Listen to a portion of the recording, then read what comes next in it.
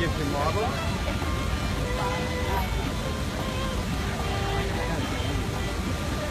What is it?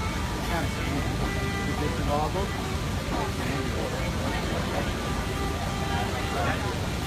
In case anybody needs to catch audio, we'll bring our speakers here. They'll do a quick 2-minute scrum.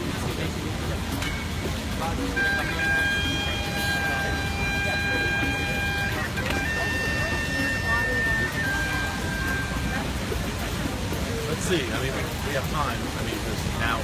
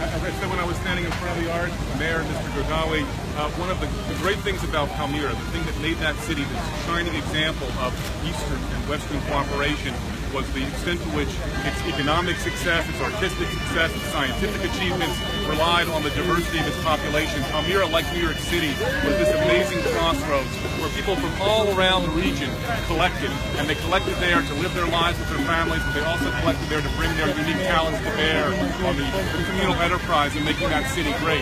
And indeed they did in the same way that New York has thrived. And it's funny because New York has thrived in exactly the same ways as Palmyra, the center of commerce, the center of art, the center of technology, the center of learning. Palmyra was all those things and for all the same reasons. For that reason, New York City, I think of all the stops that we make on this trip, will always be one of the ones nearest and dearest to my heart. As a person who's lived off and on in New York City, and as a daughter who goes to school here, it's special to me for that reason too. But everything about Palmyra that was great is great about New York City. So it's a moment for New Yorkers to reflect on their connection both to other places around the world, but also their role in the arc of history through our time. Thank you, everyone. Thank you.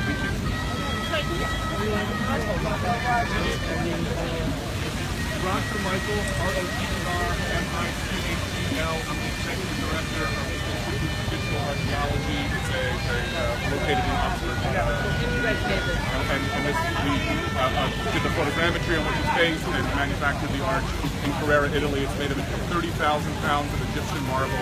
It's all been meticulously carved to replicate all of the details of the original arch. Will it stay here permanently? No, it looks like it should because it fits here so beautifully. It's framed by the trees as if they were pruned for the arch, but it's only here for a week. We'll have other events here on the square, in the plaza over the course of the week. We're having a concert later in the week. There'll be another event with the mayor's office later in the week, but it's only here for a week.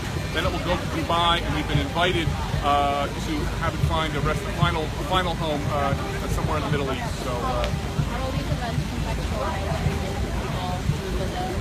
So I think the nice thing for people to come is it can be appreciated on lots of levels. You can appreciate the technical achievement. I'll give you the simplest answer. We were at the arch in Trafalgar Square when that was up back in April, and we had some folks who had traveled from France, some Syrians who had traveled from France to come and see it. And I explained what a great reconstruction it was and how much work had gone into making it as accurate as it could be. And she said, I don't care about any of that. She said to me, I grew up 50 or 60 miles from where the arch originally stood, because I never once went to see it. She said, I've traveled all the way from France to come and see your arch. To me, this is not just a reconstruction or a recreation. This is a whole new monument that represents a gesture of peace. It represents the courage of the photographers that took the photographs from which this object was made. It represents the efforts of all the other people on Trafalgar Square that day to get there and see it and share the experience.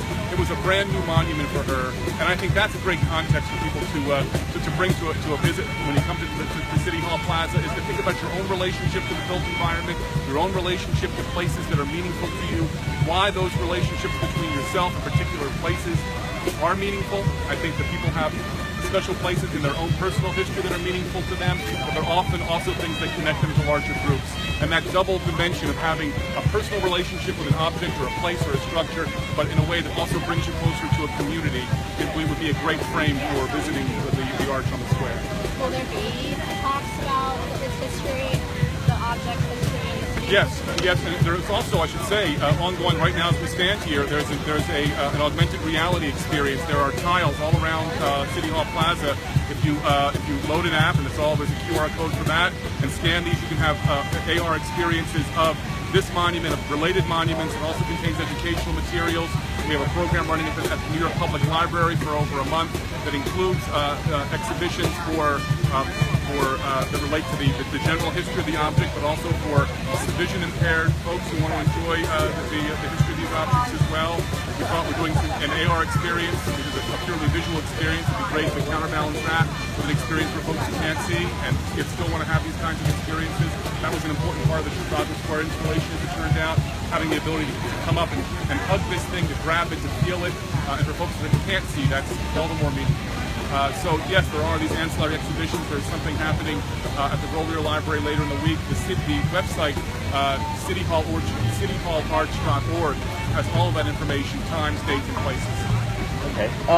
So beyond this arch, this digital archaeology, do you have plans to reproduce more of these, or is this just kind of a symbolic, obviously it's a symbolic gesture, but what's the next? The Institute for Digital Archaeology runs a group of related programs.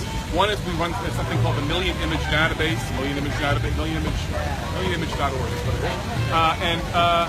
And that is a massive global photogrammetry project designed to document at-risk heritage objects around the world. Really, it's meant to document heritage objects wherever they are and whatever their state. We're focusing currently on at-risk objects for obvious reasons, because it's a time-limited opportunity to capture those. And that photogrammetry is being done in a way that will allow us to make reconstructions like this. However, we never impose reconstructions on folks. We always come in by way of invitation. So, for example, I don't want to see this today.